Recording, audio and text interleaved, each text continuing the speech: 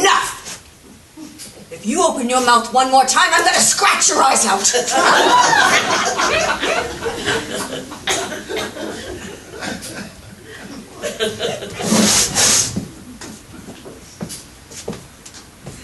I'm only trying to tell you. All right. Sit down, everybody.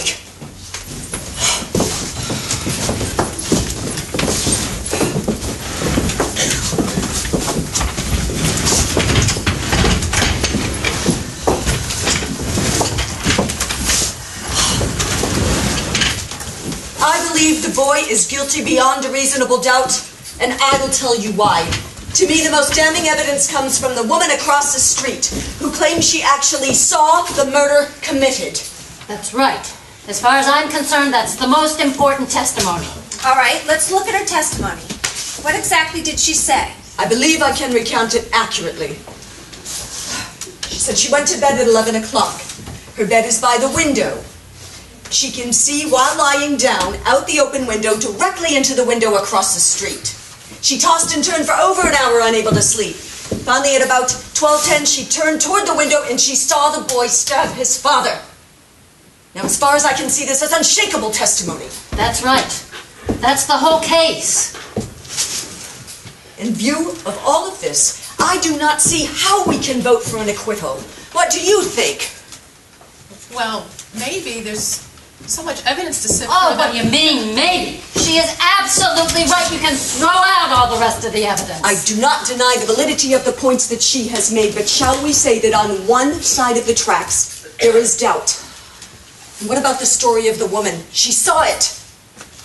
My watch stopped. What time is it? 12 minutes of 6. Oh, well, do you think we could go home and finish this in the morning? My little girl has the mumps. Not a chance. Can't you see the clock without your glasses on? Not clearly. Glasses are a nuisance, aren't they? Well, what do you do when you want to know what time it is in the middle of the night? I put on my glasses and I look at the clock. Well, I just lay in bed and wait for the clock to chime. My father gave it to us, my husband and I, when we were married. It took us 10 years to find a place to put it. Do you wear your glasses to bed? Of course not. No one wears glasses to bed. The woman who testified she saw the killing wears glasses. What about her? She wear glasses?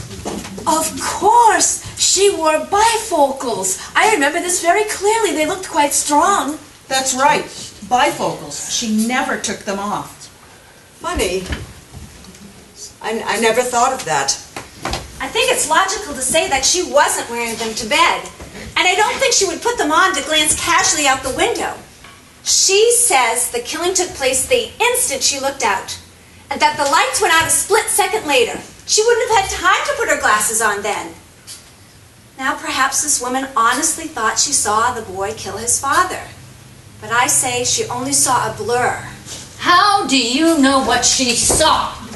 Maybe she's farsighted. How does she know all these things?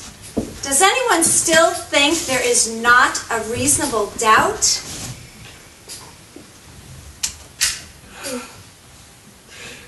I will always wonder, but there is reasonable doubt. Oh, I think he's guilty!